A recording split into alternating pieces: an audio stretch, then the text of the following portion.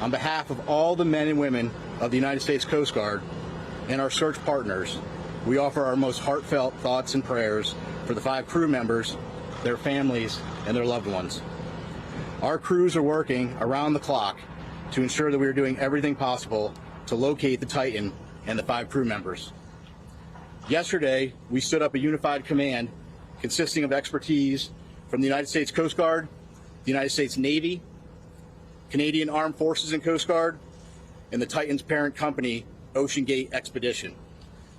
This is a complex search effort which requires multiple agencies with subject matter expertise and specialized equipment. While the U.S. Coast Guard has assumed the role of search and rescue mission coordinator, we do not have all of the necessary expertise and equipment required in a search of this nature. The Unified Command brings that expertise and additional capability together to maximize effort in solving this very complex problem. On Sunday, the Coordination Command Center in Boston received a report from the Canadian expedition vessel Polar Prince of an overdue 21-foot submarine Titan with 5 people on board.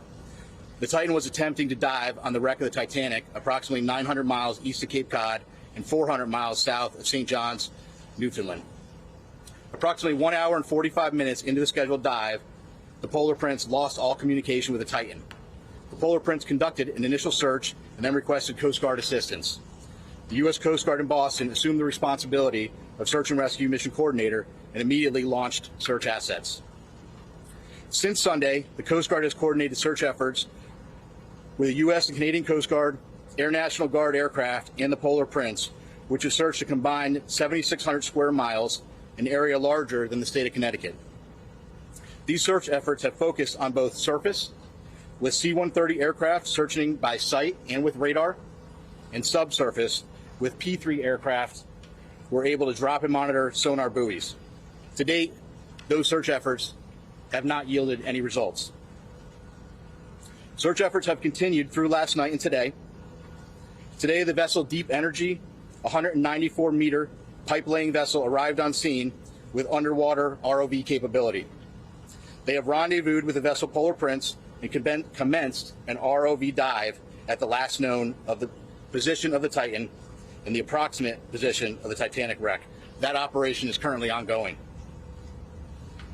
Additionally, a Canadian P-3 aircraft is currently conducting a 6-hour search of the area, and several C-130 aircraft and another P-3 are scheduled to fly this afternoon and this evening. The Canadian Coast Guard cutter, or vessel, John Cabot, is scheduled to arrive later this evening, and several other Canadian Coast Guard vessels and the Coast Guard cutter Sycamore are en route. Additionally, the U.S. Coast Guard has the U.S. Navy's SUPSAL, Supervisor of Salvage and Diving Command, is working with U.S. Transportation Command to bring additional assets to the search area. These more capable assets will be staged at a St. John's for further transport to the search area. There are also several private vessels, research vessels with ROV capabilities that are making preparations to join the efforts. So I want to reiterate, this is a very complex search, and the unified team is working around the clock to bring all available assets and expertise to bear as quickly as possible in an effort to solve this very complex problem. We'll continue to provide updates as they become available. And again, our thoughts and prayers are with the crew and the families and their loved ones. We will provide unwavering effort as we continue the search,